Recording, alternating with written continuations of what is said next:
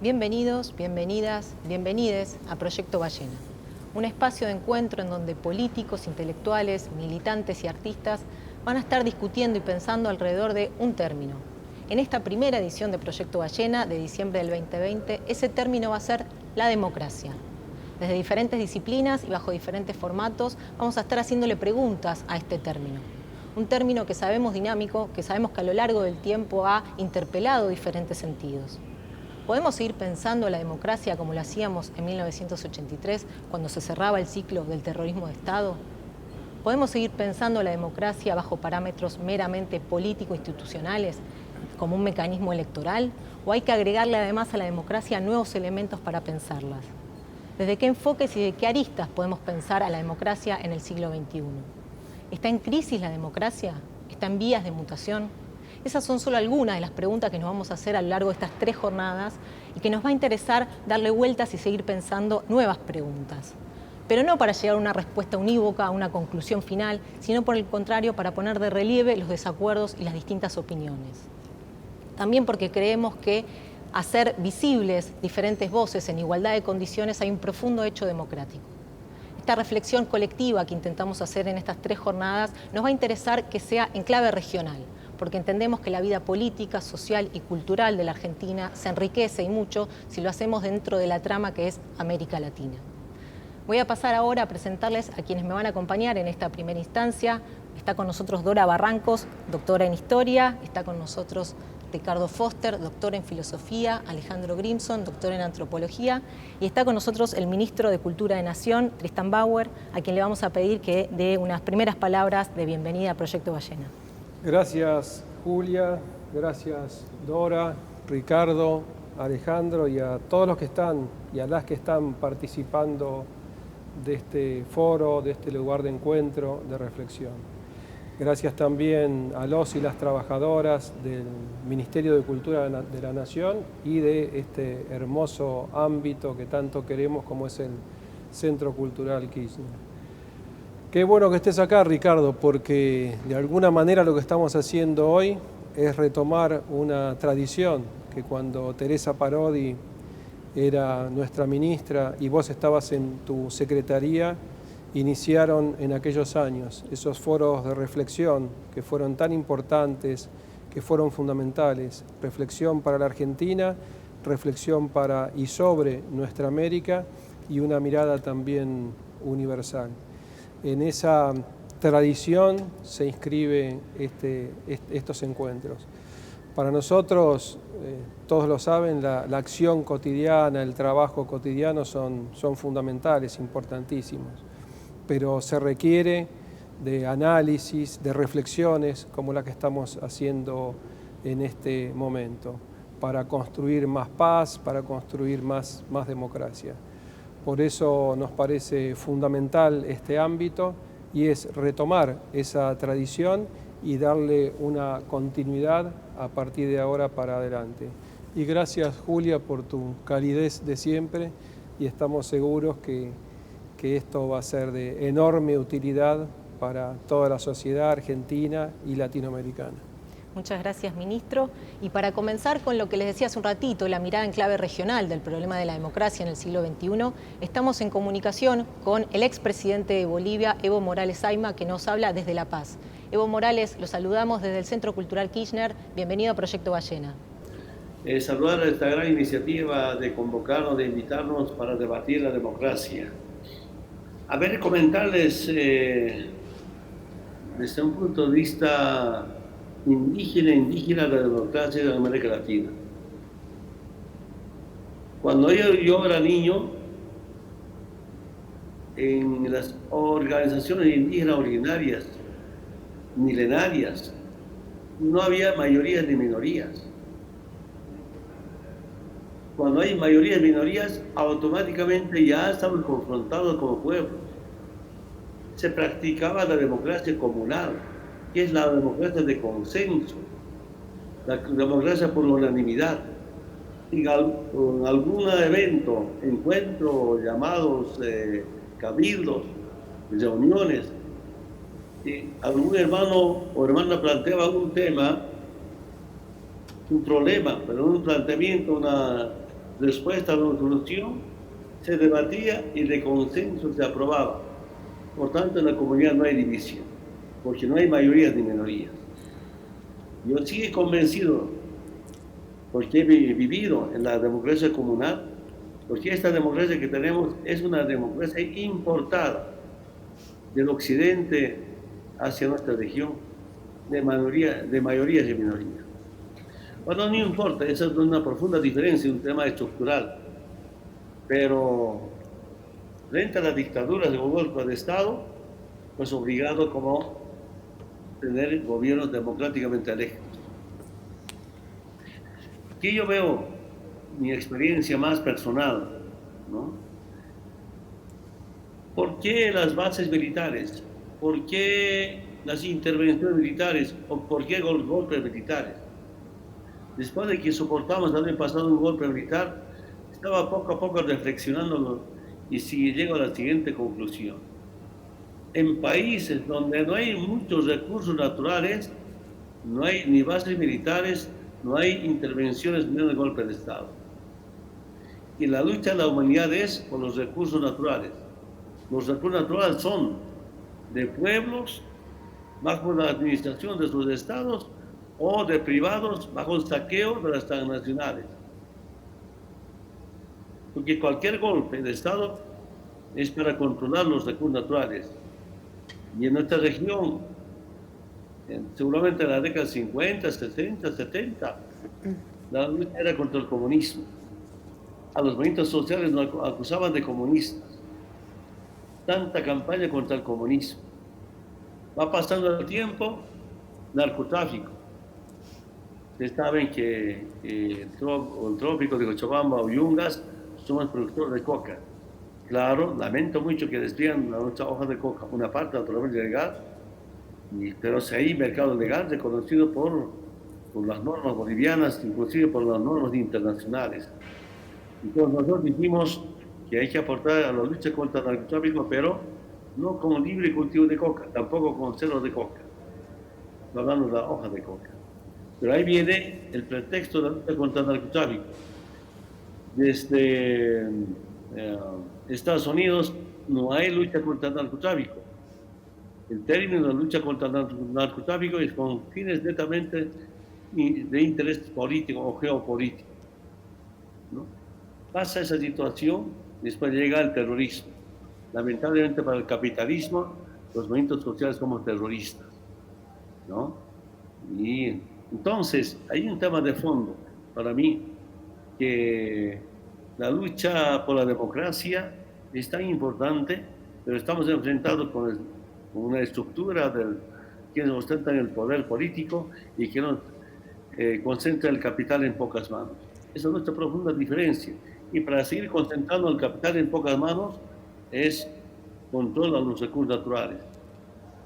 El golpe del año pasado a nuestro movimiento social, al movimiento indígena, no nos perdonó el imperialismo porque democráticamente, llegando al gobierno, hemos nacionalizado, hemos recuperado nuestros recursos naturales.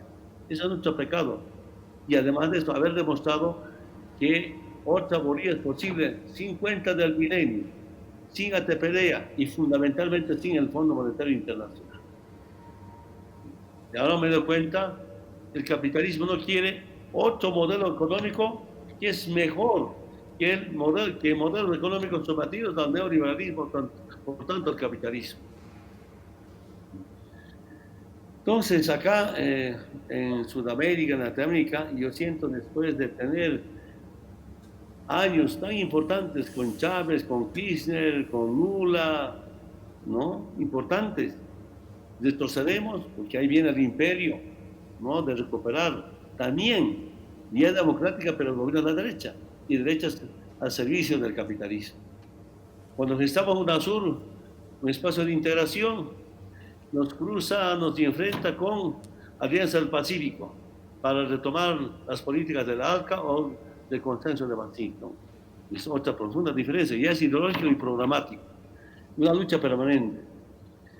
Pero la democracia para mí no solamente termina el día de la elección, sino la democracia termina, la democracia es todos los días, reuniones permanentes con sectores sociales, con empresarios, todos, donde se aprueban programas, hasta nuevamente se gestan nuevas políticas económicas, pero en base a la soberanía e independencia de un Estado, pero también garantizar la dignidad y la libertad de un pueblo. Además de eso, cómo buscar la igualdad, cierta igualdad. Y ahí comparto perfectamente al hermano ministro de Cultura de Argentina. Muchas gracias por toda la cooperación, colaboración, hermano ministro. En el que usted un saludo al presidente de Argentina y a todos los hermanos que nos ayudaron, que nos cuidaron, no solamente nos salvaron la vida. Quiero decirles que está en nuestras manos recuperar la democracia para los pueblos, no para el imperio. Esa es nuestra profunda diferencia que tenemos en este momento. Y estamos cerca para retomar o retornar a tiempos de Kirchner, de Lula, de Chávez. Y hoy día no estamos tan lejos, porque las nuevas generaciones se dan cuenta perfectamente cómo es vivir con gobiernos de derecha. Y quiero aprovechar nuevamente este espacio, porque desde acá decidimos con algunos movimientos sociales de Argentina, de Ecuador, de Perú, cómo organizar, gestar, impulsar América plurinacional. Con una América plurinacional se combate el racismo, la discriminación, pero también la desigualdad. Otra forma de combatir estas las injusticias que tenemos en América. Entonces sería lindo estos espacios para debatir, compartir vivencias, experiencias, investigaciones para bien de toda América Latina y basado fundamentalmente en la democracia. Muchas gracias por esta invitación, una pequeña participación. Lamento mucho, hermanas y hermanos, acá estamos a las 5 de la mañana reunidos, porque vienen las subnacionales. Como siempre cuesta elegir candidatos a alcaldías, asambleístas, departamentales, gobernaciones, toda una responsabilidad, y el día que se inscriba, el día 18 de este mes, ya termina esta batalla interna. Después tendremos suficiente tiempo para seguir compartiendo en esta clase de espacios. Nada más, muchas gracias, hasta pronto. Muchas gracias, Evo Morales, por esta comunicación. Y para seguir pensando en clave regional, tenemos la palabra, la reflexión de otro expresidente, en este caso del Brasil, Luis Ignacio Lula da Silva, que nos va a presentar una reflexión que tiene sobre el presente democrático de Brasil, pero también haciendo un repaso de lo que fueron los últimos 20 años en América Latina. Escuchamos a Lula. Meus amigos e minhas amigas, em primeiro lugar, eu gostaria de cumprimentar Tristan Bauer, ministro da Cultura da Argentina, e agradecer de coração o convite para esse evento do Centro Cultural Kirchner. Cumprimento também meu amigo, o presidente Evo Morales, e também todos os participantes da mesa, e quero deixar meu abraço fraterno ao povo argentino. Afinal, a defesa da democracia na América Latina nos une mais uma vez. Meus amigos e minhas amigas, eu a vida inteira sonhei com a possibilidade da gente construir uma democracia soberana na América Latina. Olhando historicamente, a gente percebe que poucas vezes nós vivemos momentos de democracia em que cada país da América Latina pôde livremente decidir o seu destino e decidir o destino do seu povo. Sempre havia uma intromissão estrangeira. Seja quando nós éramos colonizados, no final do século XX, no meio do século XX, a quantidade de golpes que foram dados na nossa querida América Latina. Quando nós conseguimos derrubar os golpes, e todos eles foi derrubado com a força e a participação do povo, eu continuei sonhando que era possível a gente construir uma democracia de verdade na América Latina, criar na América Latina um bloco que pudesse pensar economicamente, pudesse pensar politicamente, pudesse pensar também do ponto de vista da nossa soberania, estabelecer as nossas próprias diretrizes para definir que mundo e que povo que a gente queria, ser no futuro.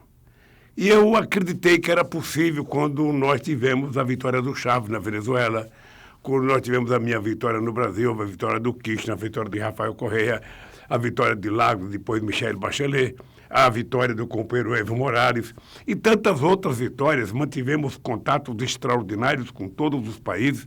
Eu, pessoalmente, visitei mais de 2 vezes cada país da América Latina. porque eu acreditava que era preciso construir um bloco forte que pudesse fazer frente às negociações que precisaríamos fazer com os Estados Unidos, com a Europa, com a China, com a Rússia, com a Índia. Ou seja, era preciso que a gente estivesse junto, que a gente tivesse força e que a gente tivesse organizado. Por isso, em 2005, a primeira coisa que nós fizemos em Mar del Plata foi derrotar a ALCA. E dissemos sim ao Mercosul. Fortalecemos o Mercosul. E fortalecemos o comércio entre Brasil e Argentina, Brasil-Uruguai, Brasil-Paraguai. Trouxemos vários países da América do Sul para participar como sócio, do Mercosul. Depois eu acho que foi importantíssima a criação da Unasul. A Unasul era o jeito que a gente entendia que era possível fazer uma unidade, criar um bloco na América do Sul. Depois do fortalecimento do Mercosul, nós criamos a CELAC, a única instituição multilateral que participava Cuba e que não participava Estados Unidos e Canadá. Foi uma coisa extremamente importante. Depois estabelecemos políticas com a África, enquanto Unasul, depois estabelecemos política com os países árabes, ou seja, quando nós estávamos começando a ser levados em conta nas negociações internacionais, quando nós passamos a ser protagonistas nas negociações com o mundo chamado desenvolvido, começou os golpes. Começou a tentativa de desestabilizar, os governos progressistas da América Latina. Na Argentina, uma forte campanha de destruição da imagem da presidenta Kirchner e muito dinheiro em jogo fez com que os conservadores voltassem ao governo. Graças a Deus, agora o nosso companheiro Fernandes, desmontou a farsa montada pelos antidemocráticos da Argentina. E veio o golpe no Brasil.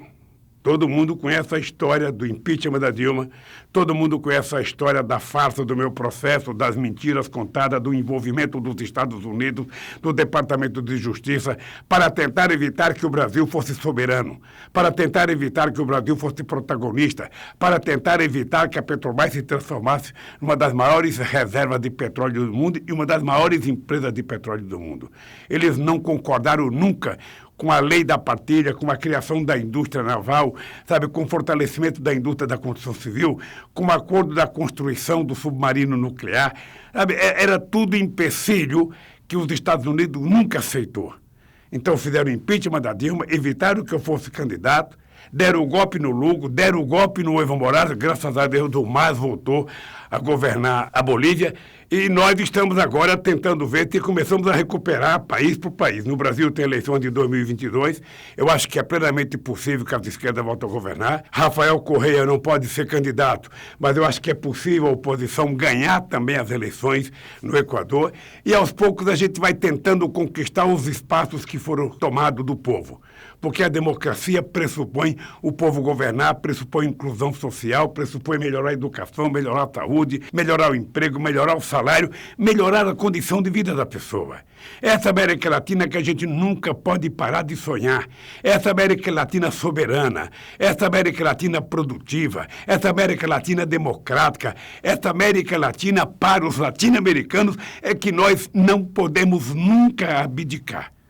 Por isso, quando o Instituto Kirchner resolve fazer um debate sobre a democracia na América Latina, eu não poderia deixar de falar com vocês, porque eu acho que é possível. A minha experiência política mostra que é possível a gente construir uma democracia soberana e construir entre nós um bloco forte, um bloco muito forte para negociar politicamente, para negociar economicamente, para negociar a questão ambiental com o mundo desenvolvido, sem nos sentirmos menor, sem aceitarmos ser tratados como se fôssemos insignificantes ou muito pequenos. Porque só baixa a cabeça quem não sabe o valor da soberania, de um continente, de um país ou de uma região. Por isso, meus amigos e minhas amigas, eu continuo acreditando plenamente.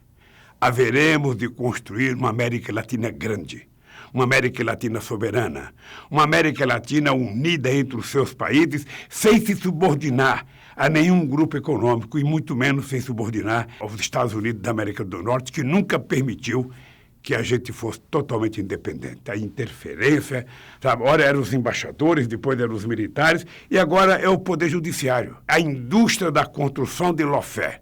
Ou seja, através do Poder Judiciário, contar mentiras para condenar alguém, condenar sem prova, porque não precisa de prova, Porque o Poder Judiciário, uma parte importante, a gente sabe desde o que aconteceu em Honduras até o que aconteceu aqui no Brasil. Então eu queria que vocês tivessem certeza que podem contar comigo.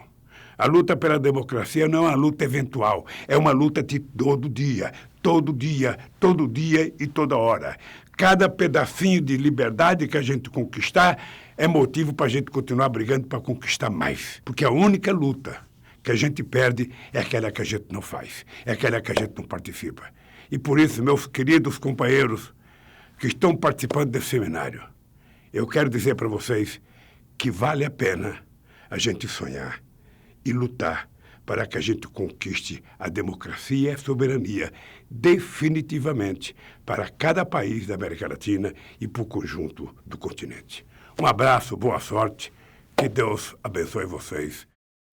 Muchas gracias a Ignacio Lula da Silva por esta reflexión que compartió con Proyecto Ballena. Bien interesante de estas dos reflexiones que de alguna manera ya alejan a la democracia del concepto más político, institucional, formal, sino que más bien la meten dentro de una trama junto con otros conceptos que le dan un nuevo sentido. Anoté algunas palabras que fueron diciendo como soberanía, justicia, igualdad, comunidad. Y en ambos también apareció la idea de descolonización, una palabra bien importante para la región, para América Latina, interesante pensarlo también relacionado con la democracia. Y en ambos casos también aparece la idea de que la democracia en el siglo XXI en América Latina sigue estando en disputa, no es un tema cerrado, sino que sigue estando abierto. Y de lo regional, vamos a pasar a lo local, vamos a pasar a esta nueva mesa, una mesa que dimos en llamar Nuevos Desafíos, y vamos a empezar, me gustaría arrancar con Dora Barrancos, a quien le voy a hacer una pregunta medio inevitable por estos días, que tiene que ver con la discusión que se va a dar en el Congreso de la Nación de una nueva ley, un nuevo proyecto de la interrupción voluntaria del embarazo. Preguntarte, Dora, ¿cómo crees que puede relacionarse ese proyecto con la democracia? ¿Cómo pensar el vínculo entre ambos elementos? Y si se quiere de manera más general, más abstracta, ¿cómo se relaciona la democracia con los feminismos? ¿Los feminismos reformulan la democracia, la ensanchan? ¿Cómo pensar ese vínculo? Bueno, muchísimas gracias a esta casa tan acogedora y habernos reunido hoy además con los compañeros de Brasil y Bolivia.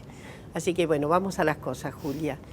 Y para quienes hemos estado en la lucha de tantísimos años para conquistar esta ley, que es una ley que está absolutamente en retardo en América Latina, salvo 3 circunstancias, ¿no? La Ciudad de México, Cuba, que hace muchísimas décadas tiene, y Uruguay.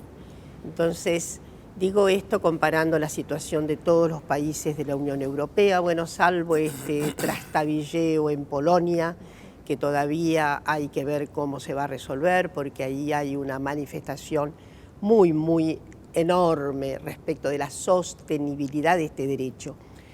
¿Qué decir? Para la perspectiva inclusive del proyecto que ha mandado el Poder Ejecutivo, me parece que es central un punto de vista que es indiscutible, que es el problema de la salud pública, el problema de evitar que haya muertes que son absolutamente evitables. Alguna vez yo dije que efectivamente no hay pena de muerte en la Argentina, pero hay una larvada pena de muerte con esas mujeres que no pueden estar asistidas debidamente y que mueren en el intento de un aborto.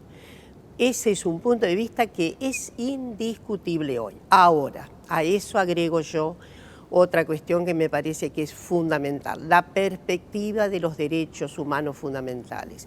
Sin capacidad decisoria sobre nuestros cuerpos hay un cancelamiento de la condición humana.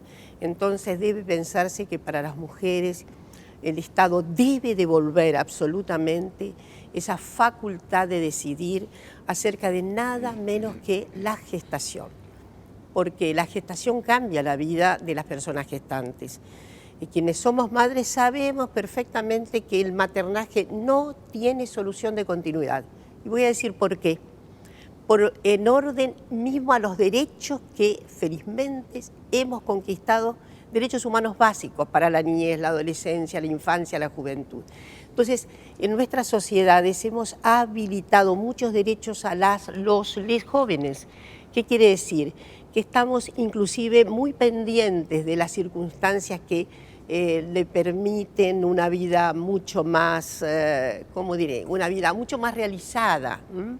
Hoy asistimos a cuestiones tan interesantes como, por ejemplo, ahí en esas comunidades que han ganado universidades recientemente, donde hay jóvenes que es la primera vez que implica que sus familias estén asistidas nada menos que por este beneficio, sabemos perfectamente que se ha prolongado algo que era solamente, digamos, posible de ser visto en clases medias. Se ha prolongado absolutamente, es preferible que se reciba a que trabaje ya definitivamente. Entonces eso es un derecho. Esto quiere decir que hay algo en el ambiente familiar que está dispuesto a cooperar para que haya esa continuidad. Esto he ido muy lejos, pero digo, este es el acierto fundamental con los derechos humanos. Entonces, gestar no debe ser una contingencia. Gestar es entrañar. Y quien no puede entrañar no puede ser obligada a llevar adelante una gestación. Siempre diré eso. Se trata finalmente de un plano de dignidad humana, de la vida, sí, de la vida digna de ser vivida. Es imposible pensar en una contrición sobre la voluntad de decidir nada menos que la gestación. En suma, si ganamos el derecho al aborto con esta ley, habremos ampliado absolutamente la arena de los derechos humanos en nuestro país. Y con relación a democracia, esto es íncito. Habrá mucho más democracia intensa si es posible esta oportunidad legal, insisto, de dignificar las vidas y de hacer que la opción existencial no deba responder estrictamente a la libertad y no a la contingencia, al azar y a una determinación que, en fin, que limite absolutamente la posibilidad humana esta de obrar en libertad. Muchísimas gracias, Dora.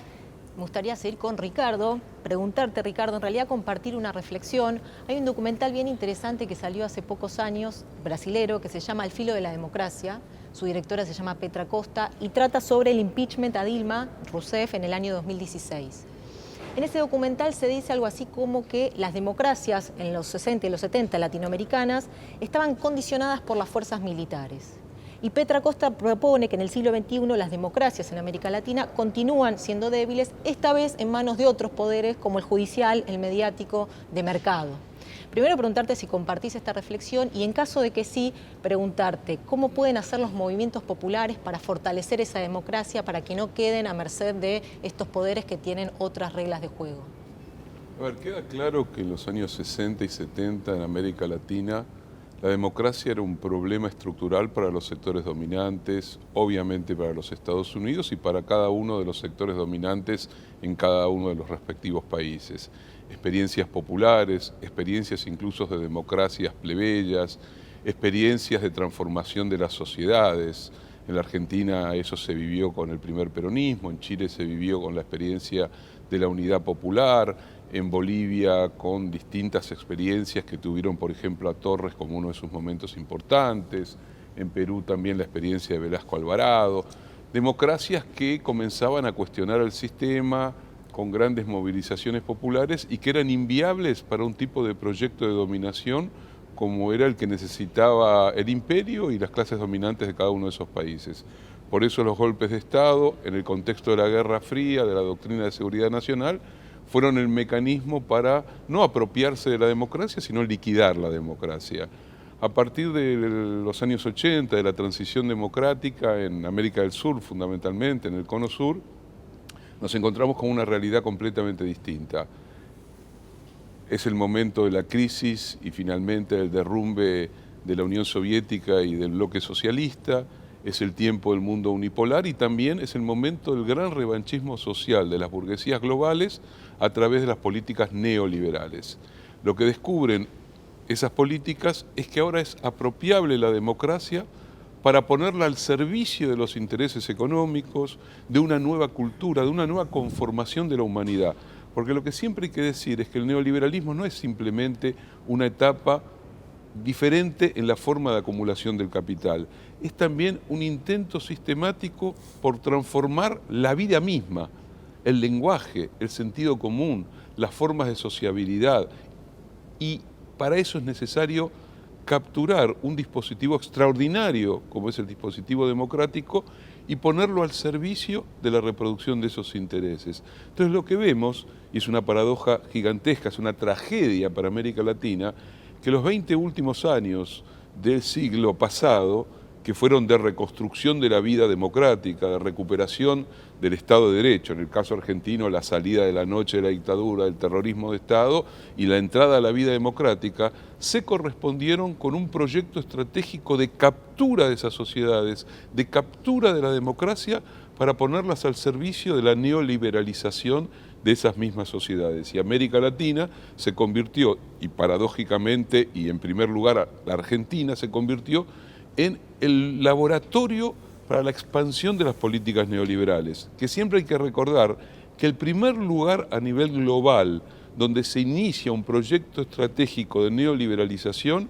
es el Chile de Pinochet, cuando Pinochet hace el acuerdo con Milton Friedman en el año 75 y la Escuela de Chicago se instala en Chile, utiliza los recursos del terrorismo de Estado e implementa un proyecto de economía abierta. En la Argentina lo intenta la dictadura con Martínez de Hoz y recién después, ya en democracia y cuando comienza a replegarse el propio gobierno de Alfonsín, comienza un proyecto de cooptación, que en el caso argentino es la cooptación del movimiento popular por excelencia, que es el peronismo, bajo el gobierno de Menem, que es el momento exacto en que el proyecto neoliberal se desarrolla hacia adentro de la democracia. Pero para que se desarrolle ese proyecto hay que ganar legitimidad, hay que ganar lenguaje, hay que ganar sentido común, hay que capturar las conciencias. La industria de la comunicación, la industria de la cultura, los medios concentrados de comunicación que son estructurales para el neoliberalismo, son formas sin las cuales es imposible generar esa mutación en la percepción, en las subjetividades y en el sentido común.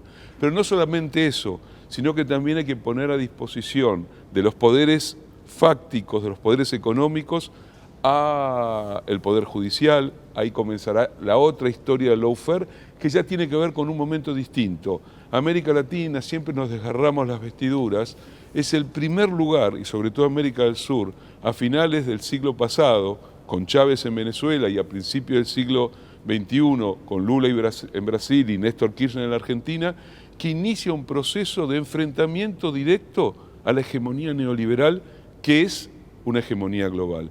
Y lo hace recuperando una idea democrática, lo hace recuperando la idea de la inclusión social, de la igualdad, de la emancipación, de la soberanía y del proyecto de patria grande, como recién escuchábamos especialmente al expresidente Lula reafirmarlo.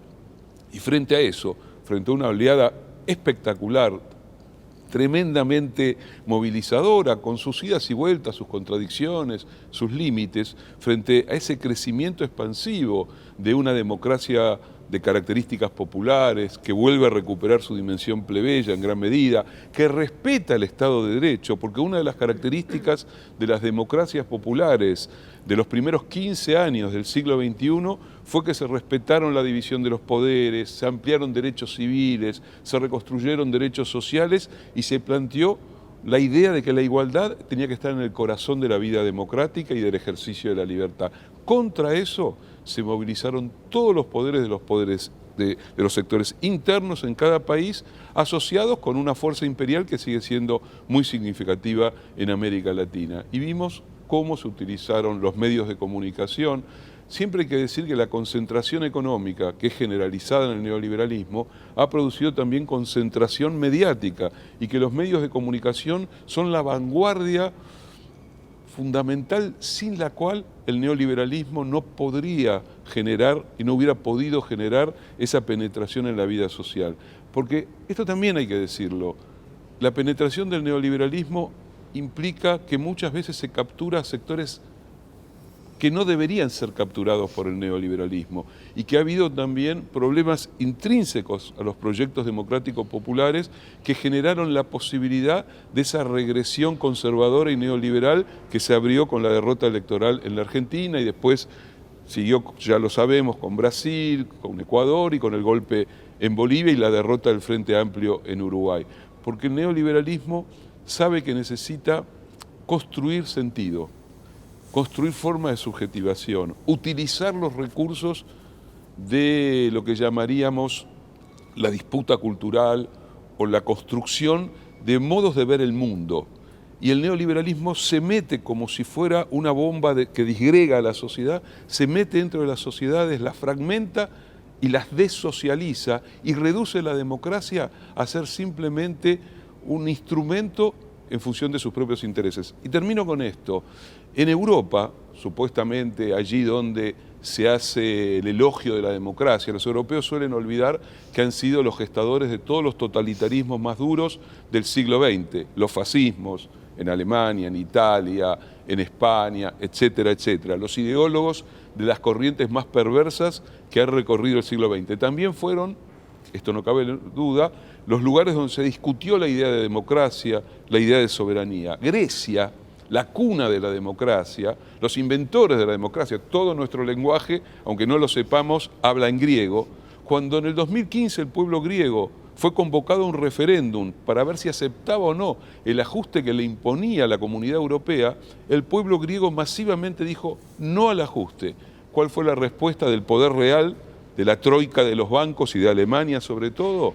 Ustedes habrán inventado la democracia, pero nosotros somos los dueños de la pelota, vamos a usar una metáfora futbolera, y ser los dueños de la pelota somos los dueños de la decisión económica, somos los dueños de la decisión política, y la democracia tiene que ajustarse a nuestros intereses. Ya sabemos cómo siguió la historia, la destrucción literal de la vida social en Grecia. Entonces me parece que pensar la democracia es pensar la disputa que se da en el interior de la democracia, la necesidad de ampliarla, de recrearla, de convertirla en una democracia rebelde. La democracia no puede ser una repetición a lo largo de milenios de lo mismo, porque es una invención continua de los pueblos. Lo mismo pasa con las constituciones. Las constituciones son una reinvención continua de los pueblos. Entonces creo que hoy estamos frente a una gran disputa. ¿Qué es democracia? ¿Cómo se amplía democracia? ¿Y cómo impedimos que las políticas neoliberales la lleven a un punto de reducción, de captura, y que finalmente termine siendo la democracia funcionar a un sistema brutalmente injusto, brutalmente desigual, donde no hay soberanía, donde no hay independencia, donde no hay libertad? Y termino con una cosita que me parece también importante. El neoliberalismo ha logrado capturar la idea de libertad, la ha convertido en una referencia egoísta, autorreferencial. Solo el yo y el individuo es el dueño patrimonial de la libertad. Y la libertad tiene que ver con lo común, con lo solidario, con lo colectivo, con el nosotros, con la comunidad, con la invención de una nación, con la soberanía en términos de emancipación y de igualdad también. Entonces, fíjate qué interesante, tenemos que dar la lucha por palabras esenciales que han sido dominadas y domesticadas por el sistema. Por eso a mí me parece fundamental esta convocatoria, que lo haya hecho el Ministerio de Cultura, con Tristán a la cabeza, y que podamos discutir a fondo lo que significa la democracia. Yo lo veo como la continuidad de todos esos proyectos de emancipación que tuvieron su momento más potente y espléndido en los primeros 15 años de este siglo, pero que ahora está volviendo. Termino con esto. Aquellos que pensaban que la pandemia iba a terminar con Silicon Valley como dueño del planeta, no están leyendo lo que está pasando en el interior de las sociedades. Se viene un tumulto de la vida social y democrática muy complejo, y los gobiernos democráticos como los nuestros tienen que estar a la altura del desafío de las nuevas exigencias, sobre todo de los más jóvenes. Buenísimo, Ricardo, muchísimas gracias. Alejandro, tu turno. Queríamos preguntarte por el resurgir que está habiendo en distintas partes del mundo, sobre todo en Occidente, de una derecha que, a diferencia quizás de la derecha de los 90, que se proponía más multicultural, si se quiere, esta tiene un tono xenófobo, racista, autoritario. Preguntarte si crees que estas narrativas, estos movimientos de alguna manera condicionan a la democracia, si la ponen en peligro, o si forman parte del juego democrático en general. Sí, creo que si uno se remonta algunas décadas atrás, cuando va a lo que se dio en llamar la revolución neoconservadora, que fue al final de la Guerra Fría, coincidiendo pocos años después con la caída del muro de Berlín, hubo un triunfo importante de esa nueva derecha de hace 30 años, que era una nueva derecha que estableció un relato muy vinculado con lo que decía Ricardo, que era neoliberalismo más democracia. O sea, hubo una hegemonía que en América Latina se interrumpió antes por la crisis y las consecuencias calamitosas del neoliberalismo, y se interrumpió efectivamente a principios del siglo XXI, pero digamos, esa hegemonía en términos globales predominó hasta hace 5 años aproximadamente. ¿Qué fue lo que pasó hace 5 años? Esto que vos decís, empezó a hacerse más patente, más claro el resurgimiento de nuevas derechas, que ya no eran las derechas del relato fukuyamista del fin de la historia, de la democracia más neoliberalismo, sino que eran derechas y son derechas xenófobas, misóginas, homofóbicas, islamofóbicas, de un tipo de nacionalismo rancio en contra de los países vecinos y así sucesivamente, y que efectivamente no creen ni siquiera, diría yo, en la democracia formal más allá de algunas enunciaciones. O sea que en ese sentido es un cambio muy significativo, y para mí es el cambio que precede al contexto de la pandemia, porque yo creo que la pandemia del 2020 no explota en un mundo geopolíticamente ordenado, sino que explota en un mundo que se encontraba en proceso de transformación y de inestabilidad muy profundos, donde vos tenés al neonazismo llegando por primera vez desde el fin de la Segunda Guerra al Parlamento alemán, donde vos tenés triunfos realmente muy importantes a nivel de países enteros y de países poderosísimos, de esas derechas ultraderechizadas, y tenés avances muy significativos como los que ya se señalaron acá en contra de los procesos democráticos y populares que se habían dado en América Latina, ¿no? De distintas maneras, digamos, con distintos tipos de derecha. No había una derecha tan clara y homogénea en ese momento en América del Sur, pero sí había una derecha dispuesta a avalar ciertos golpes de Estado o a promoverlos o a realizarlos, como ya lo hemos visto, de manera categórica en distintos países. Y evidentemente yo creo que acá hay una diferencia relevante, que es que si uno ubica esa revolución neoconservadora de los 80, más o menos por aquella época, evidentemente fue una derecha que logró una hegemonía de 25 o 30 años en el planeta, mientras que acá tenés una derecha que no tiene capacidad de construcción hegemónica duradera.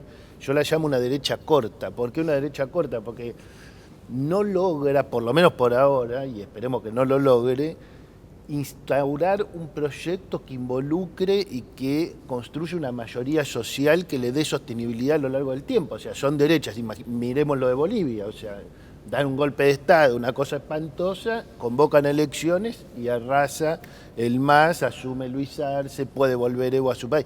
Quiero decir, hay una dinámica que estamos viendo en la región, que vemos en el mundo, donde no logran estabilizarse esas derechas.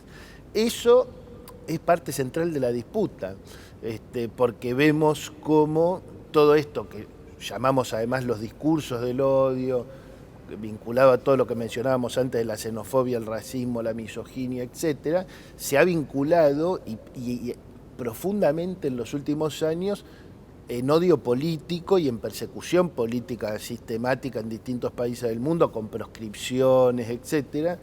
Y eso es muy relevante pensarlo en el caso argentino, porque la Argentina tiene una larga historia de odio político. Podemos mencionar rápido, viva el cáncer, entre comillas, cabecitas negras, lo que quieran, pero es muy larga la historia de odio político, que además se encarna en la escena principal, que es el terrorismo de Estado, que es la extirpación física, etcétera, y todo lo que sabemos. Esa historia hoy se engancha con este proceso global donde el odio crece en el mundo, y realmente para los argentinos que defendemos la democracia, más allá de las posiciones políticas que podamos tener, esto tiene que ser una alerta muy significativa. Miren, en un país con una larga historia de odio político, de persecución política, estamos en un contexto global donde estos discursos crecen, entonces distingamos a aquellos que podemos pensar distintos sobre muchísimas cuestiones políticas, distingámoslos de aquellos que no están de acuerdo con promover una convivencia democrática de alta intensidad. Yo llamo convivencia democrática de alta intensidad el reconocimiento de que el otro existe, el otro, el que piensa distinto, el que no comparte el mismo proyecto, pero también existen los nuevos y las nuevas protagonistas de la democracia del siglo XXI que ya fueron mencionados aquí. Los nuevos feminismos, los distintos feminismos, el protagonismo de las mujeres. No hay democracia sin protagonismo de las mujeres, no va a haber democracia sin protagonismo de los movimientos sociales, no va a haber democracia sin protagonismo de los nuevos emergentes, de las nuevas demandas, porque como se dijo Ricardo, la democracia no es una figura estática, sino que hay que mirar cuáles son las demandas que los pueblos van haciendo en cada uno de esos momentos, y me parece que tenemos que, por una parte, convocar a todas y todos los argentinos y a todas y a todos los latinoamericanos a defender los principios básicos de la convivencia democrática, procurando una convivencia de alta intensidad y procurando entender que no hay democracia sin producción, sin empleo, sin derechos, y que es hacia allí donde tenemos que apuntar todo el trabajo social, político, cultural para garantizar que la democracia permita que nuestras sociedades vivan mejor y que eso se pueda sostener a lo largo del tiempo con una visión profundamente latinoamericana, no solo por convicción y por amor, sino también porque, como decía Lula, no tenemos futuro si no es un futuro latinoamericano, y América Latina es la única que nos puede permitir abrir de nuevo los horizontes de la emancipación, los horizontes de la igualdad, los horizontes de la justicia. Muchas gracias, Alejandro, por esta reflexión. Estamos en comunicación, volvemos a Brasil con Manuela Dávila, una periodista y política brasilera, a quien le vamos a pedir una reflexión, en este caso respecto del medio ambiente. La pandemia puso en evidencia una crisis que tenemos en relación con cómo nos relacionamos con la naturaleza, también la crisis de la Amazonía en Brasil. Queríamos preguntarle a Manuela Dávila qué piensa, cómo pensar en el siglo XXI la relación entre democracia y medio ambiente. Hola, es una alegría hablar con ustedes desde lejos, desde Porto Alegre. Es una alegría saber que ustedes, ministro Bauer, y en el centro Néstor Kirchner organizan un encuentro para pensar el mundo y nuestras alternativas. O sea, los agradezco muchísimo por este encuentro. Yo creo que es impensable que imaginemos cualquier alternativa de desarrollo para el mundo que no sea una alternativa que respete el medio ambiente. Y lo que vivimos en Brasil es hoy un proyecto que además de la Amazonía, que lo citaste cuando me preguntabas, es un proyecto que criminaliza todas las formas de protección al medio ambiente. O sea, tenemos el de Amazonía y tenemos también el de Pantanal, que es algo que no es tan dicho en el mundo y hoy creo es más severo incluso de lo que vivimos en la Amazonía. Para mí me parece que tenemos que volver a debatir lo que es el concepto de bienes públicos, o sea, y bienes comunes, las cosas que son de la sociedad y cómo vamos a arreglar el concepto de común, de bien común, para imaginar el desarrollo. Tiene que ver con un mundo que nos presenta un padrón de consumo a lo mismo tiempo que miles de personas no consumen ni siquiera comida. O sea, ¿cómo vamos a imaginar el enfrentamiento a un proyecto que destruye la naturaleza por el tema del consumo y al mismo tiempo garantizar que las personas consuman el básico? Creo que en eso está la salida que tenemos que construir juntos. A mí me parece también que hay una necesidad de pensar en cómo tenemos cadenas más cortas, o sea, el tema de la agricultura familiar está en esto. Es posible que imaginemos proyectos de desarrollo nacionales, pero con un acento muy fuerte en el tema local, o sea, si la gente puede producir lo que come cerca de su ciudad, como es posible en muchos espacios de Brasil con el tema de la agricultura familiar, de la producción de alimentos más cercanos de la gente y también con más respecto al medio ambiente. Y hay un otro tema que es un tema que tenemos que imaginar, que es el tema del agua, ¿no? Porque en eso están los gobiernos como el gobierno brasileño y sus gobiernos locales con el tema de la privatización del agua, que es algo que es lo que más podemos imaginar de terrible, porque ni siquiera el agua puede ser un bien común y público en nuestros países, en nuestras ciudades, con estos gobiernos que se organizan sin imaginar alternativas sostenibles para la gente. Muchísimas gracias, Manuela, por esta comunicación. Bienvenida a Proyecto Ballena. Esperemos que continúen a lo largo de estas 3 jornadas. Y para cerrar, queríamos, ministro Bauer, pedirle, después de estas exposiciones, un cierre, unas palabras final, también pensando en qué cultura democrática es posible pensar en el siglo XXI. Sí, cuánta palabra profunda, cuánta palabra intensa. Lo escuchábamos recién a Lula evocar el ALCA, el significado que tuvo ese acto como un mojón central en la historia de América Latina, ¿no? Recordémoslo hoy aquí también a Diego Maradona, deportista extraordinario, artista extraordinario, y que viajó junto a nosotros. Me acuerdo que Evo todavía no era presidente, era candidato, e íbamos en ese tren del ALBA conversando con Kusturica, con Evo, con Diego. Llegamos a aquel acto en el estadio de fútbol en Mar del Plata, el discurso de Chávez, de enterrar al ALCA, ALCA, ALCA, al carajo, decía. Y lo rescataba recién con su palabra Lula. Y qué importancia para nuestra democracia, cuánto tenemos que defender y trabajar por esos conceptos, democracia y paz. Tuvimos la suerte de acompañarlo a Evo Morales en aquel viaje y acompañarlo de nuevo en su exilio en la Argentina, a él y tantas compañeras, compañeros. Aprender de ellos, cómo después de la atrocidad que se cometió en su país, la defensa de la democracia, con tanta violencia de parte de ellos. Alejandro hablaba ahí, introdujo la palabra esa, ¿no? El odio, con tanta violencia, con tanto odio. La respuesta fue con participación, con organización y fundamentalmente con paz para la defensa de la democracia. Han sido, sin duda, todas las ponencias muy enriquecedoras, abordaron temas centrales. Evo dijo con mucha claridad, golpe de Estado para la apropiación de los recursos naturales de nuestros países. Golpe de Estado para la apropiación de los recursos naturales. Y recién, desde el Brasil, Manuela hablando de esa necesidad de defender la tierra, de cuidar la tierra. El neoliberalismo lo que ha planteado siempre es ese extractivismo, ¿no es cierto?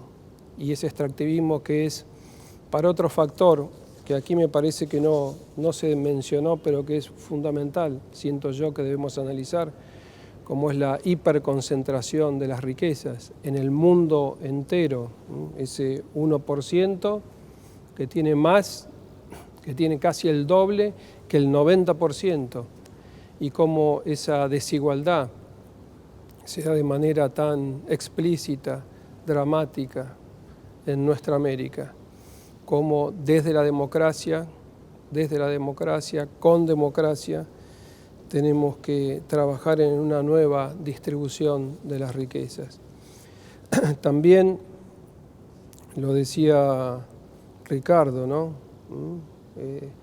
Lo que ha vivido la humanidad en Europa, el fascismo, las expresiones en España, el nazismo en Alemania, en la Italia, cómo esas experiencias bajo otras formas se traducen en nuestro continente. Ricardo hablaba de la experiencia del Chile de Pinochet. Primero, ese momento luminoso, Salvador Allende, y que es nuevamente, utilizando los medios de aquel entonces, el odio y la violencia más terrible. Tuvimos nosotros aquel bombardeo en la Plaza de Mayo que recordamos siempre en el 55, pero también tuvo ese bombardeo la Casa de la Moneda, Chile, para derrocar a un presidente honrado como era Salvador Allende. Y después ese experimento que golpeó, marcó y lo tenemos ahí a la vuelta de nuestra memoria. Frente a eso, me parece que es fundamental el concepto de construir una democracia participativa y llamar la atención a este momento particular que vive la humanidad, un momento que es nuevo, un momento que la humanidad no tiene antecedentes.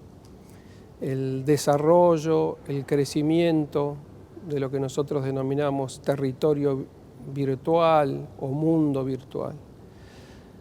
Nunca antes la humanidad había vivido una experiencia semejante por distintas razones. Por un lado, la aparición, la irrupción desde hace... Si bien la virtualidad, ustedes lo saben, yo soy hombre de cine, podemos decir que con la aparición de la cinematografía, los hermanos Lumière, cuando aparece la representación, primero en blanco y negro, después se le suma el sonido, después se le suma el color, aparece ahí ese mundo virtual, ¿no? Y el cine, para la creación de sentido, cómo se ha utilizado, cómo lo han utilizado. Pero es verdad que con la irrupción de Internet, con la aparición de las redes sociales y ahora en tiempos de pandemia con el crecimiento explosivo de este mundo, que tenemos que tener conciencia que estamos frente a un nuevo fenómeno mundial. La potencia, lo que más ha crecido en estos años, en estos últimos años, es la potencia y el procesamiento de todas esas inmensas bases de datos.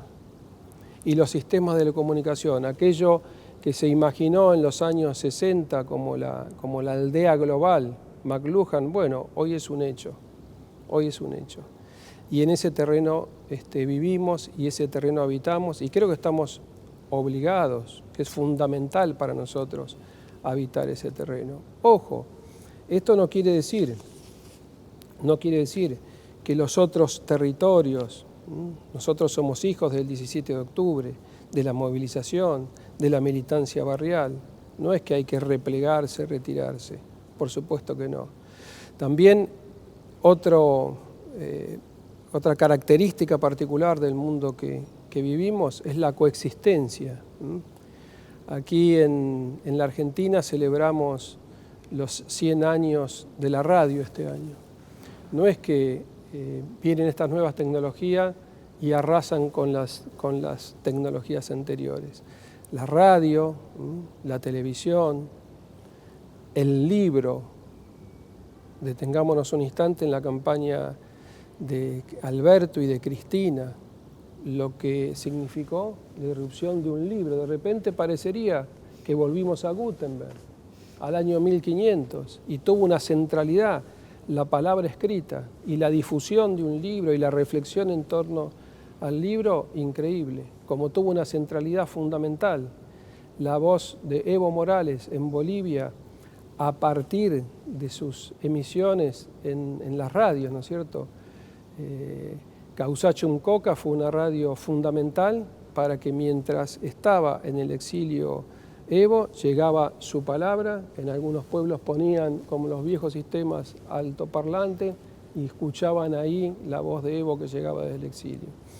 En este mundo y para la democracia es fundamental habitar esos espacios, es vital. A veces nos parece que la Internet es algo inmaterial, que estamos aquí y que está allí la pantalla. Internet tiene una enorme materialidad. Es cierto que lo que crea como sentido es impresionante, es casi inabarcable también, pero la materialidad que tiene, con esas pantallas, con esas fibras ópticas, con esos servidores que están distribuidos en todas partes del mundo, con esos sistemas satelitales, tiene una materialidad muy, muy fuerte. Esa materialidad está en manos de muy pocas empresas que hasta hace relativamente pocos años ni siquiera existían. Y hoy las encontramos primera en los rankings de las grandes empresas del mundo. ¿Y qué manejan? Manejan todos esos sistemas. ¿Pero qué manejan también? Manejan inmensas bases de datos. Hoy, con el celular, cada uno de nosotros, cada uno de los latinoamericanos, les estamos brindando una información valiosísima a esas empresas, casi como que estamos trabajando para ellas. Saben más de nosotros que nosotros mismos. Ponemos el despertador, a qué hora nos despertamos. Tienen sistema de georreferenciación, a dónde vamos, en qué horarios vamos. Tienen vinculadas nuestras tarjetas de crédito, de débitos, nuestros hábitos de consumo. Toda esa información, muchos dicen que esos bases de datos son el petróleo del siglo XXI. Tienen un valor extraordinario, se ha creado un verdadero mercado con todo esto. Esa información la procesan mediante inteligencia artificial, sacan conclusiones y en base a eso diseñan programas, muchos de ellos dirigidos al consumo, a transformarnos en consumidores. A ver qué le gusta consumir a Ricardo, qué le gusta consumir a Dora. Buscan, segmentan, acomodan y empiezan a disparar. Pero también aparecen empresas como lo hemos visto con tanta claridad, tan estudiada en todo el mundo, como Cambridge Analytica, que es influenciar en el humor social, influenciar en el voto de cada una de los ciudadanos y de las ciudadanas de nuestros países para que lo orienten a tal y a cual. A veces parece, Julia, la lucha una vez más entre David y Goliat, y tal vez lo sea. Pero lo hemos visto y lo estamos viendo hoy, que esas luchas son posibles. Yo creo que lo importante es analizar este mundo, conocerlo y habitarlo y participar. Una verdadera democracia participativa. Y entonces las luchas no son imposibles y las luchas nos van a llevar al triunfo. ¿Cuál es la otra palabra? Y acá se dijeron varias palabras muy importantes que aprendimos en estos años y que si vemos un poquito más para atrás la vamos a tener más clara. La unidad, la unidad. Cuando los pueblos de América se han unido, cuando los que creemos de verdad en una sociedad más justa, en esas banderas de la justicia social, en esas banderas de la solidaridad, de la hermandad, de la diversidad cultural frente al único modelo, cuando nosotros nos unimos, vencemos. ¿Qué necesita el neoliberalismo para implementar esos planes que tantos lo hemos visto? Lo que decía Evo de el extractivismo, la pérdida de soberanía, el debilitamiento de nuestras monedas, las privatizaciones de nuestras empresas, ese endeudamiento exorbitante, imposible. ¿Qué necesita y qué hace cada vez que él toma el poder? Necesita de la negación de la memoria y de la negación de la historia. Y necesita crear sujetos, lo definía muy bien Julio Cortázar, como si fueran robots ahistóricos. Estás en este lugar y no tenés un mapa, como tienen los navegantes, de dónde ubicarse. Un mapa que es construido en la historia y socialmente. ¿Por qué cuando viene el gobierno de Mauricio Macri, una de sus primeras medidas es intentar sacarle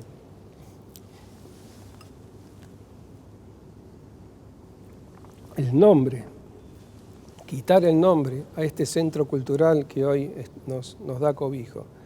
¿Por qué sacan de aquí enfrente de la Casa Rosada aquellos cuadros que fueron enviados por todos los presidentes y autoridades de los países latinoamericanos que evocaban en una imagen, generalmente en pintura, algunas fotografías, aquellos que lucharon por la soberanía de América Latina y bajaron del Salón de los Patriotas de América Latina todos los cuadros?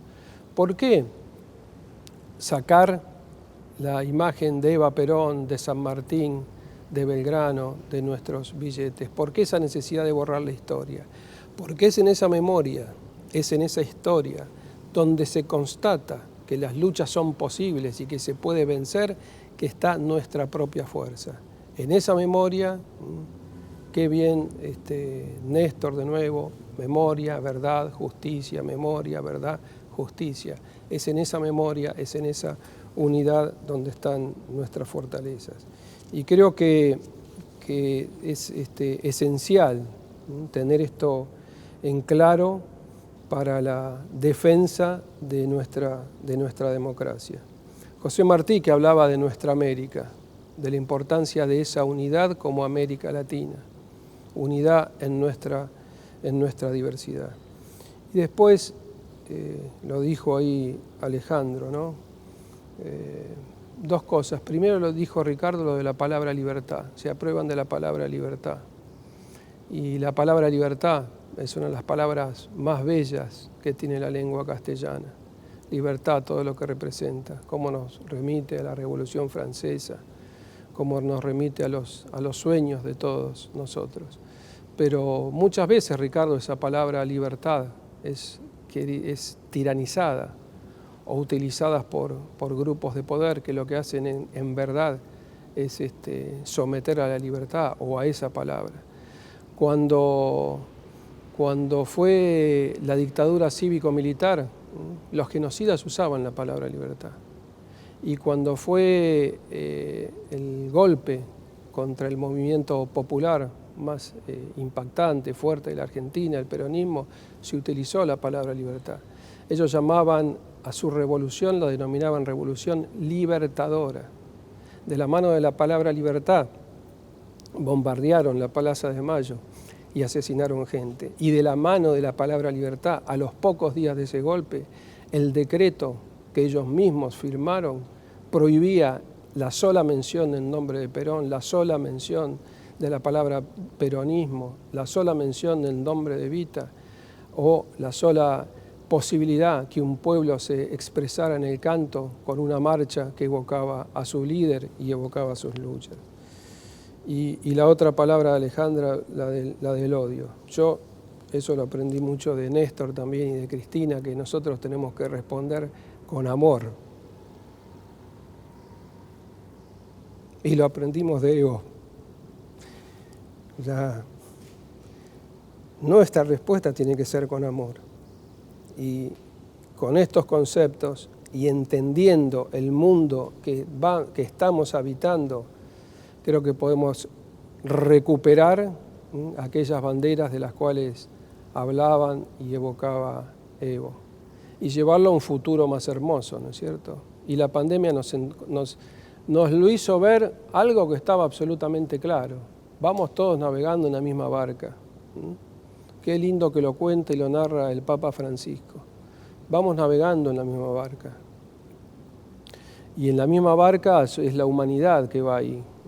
Y nos tenemos que salvar entre todos. No hay una salvación individual. Por eso, de nuevo, agradecerte, Ricardo, por haber dado el puntapié inicial a estos encuentros. Creo de verdad que las reflexiones son importantes y el compromiso del Ministerio de Cultura de la Nación a continuar este camino del debate, de la reflexión, de los distintos puntos de vista que son fundamentales para la construcción democrática. Muchas gracias, ministro. Gracias a la mesa por habernos acompañado en esta inauguración de Proyecto Ballena. Para cerrar, unas breves palabras. Proyecto Ballena intenta ser una caja de resonancia de lo que se está pensando, de lo que se está debatiendo alrededor de la democracia, que quizás hasta este entonces estaban desperdigados, desarticulados en distintas geografías. Proyecto Ballena intenta justamente eso, articularlos, proponerlos en un mismo texto colectivo, en un mismo texto comunitario, no para pintar todo de un mismo color y hacerlo uniforme, sino más bien por el contrario, que ese texto colectivo puedan convivir las diferencias, puedan convivir los desacuerdos. Para que tengan una idea de alguno de los momentos que nos esperan en estas 3 jornadas, Sayac Valencia va a hacer una intervención bien interesante donde se va a preguntar cómo es la convivencia cruel entre la democracia y las terribles inequidades de género. También vamos a tener algunas miradas desde Europa, con Boaventura de Sousa Santos, también con Jacques Rancière, que va a decir que de alguna manera la democracia ya no puede ser pensada con los términos formales, institucionales, sino que la democracia, retomando discusiones y debates de los 60 y de los 70, tiene que ser pensado como el ejercicio político del desacuerdo. También vamos a volver a la región de la mano de Nelly Richard, esta intelectual chilena tan interesante que va a estar analizando los levantamientos últimos, masivos y callejeros que hubo en Chile y que de alguna manera generaron una ruptura en la trama neoliberal que se impuso en ese país desde Augusto Pinochet. Pero Proyecto Ballena no sería tal si además no hiciera circular la palabra dentro de una serie de organizaciones militantes y activistas, desde el MOCASE, pasando por centros de estudiantes, colectivos artísticos y también militantes territoriales. Nos va a interesar, sobre todo con ellos, plantear un diálogo intergeneracional, porque entendemos que tiene que circular la experiencia de la vida y la lucha en democracia. Muchas gracias por acompañarnos. Seguimos en Proyecto Ballena.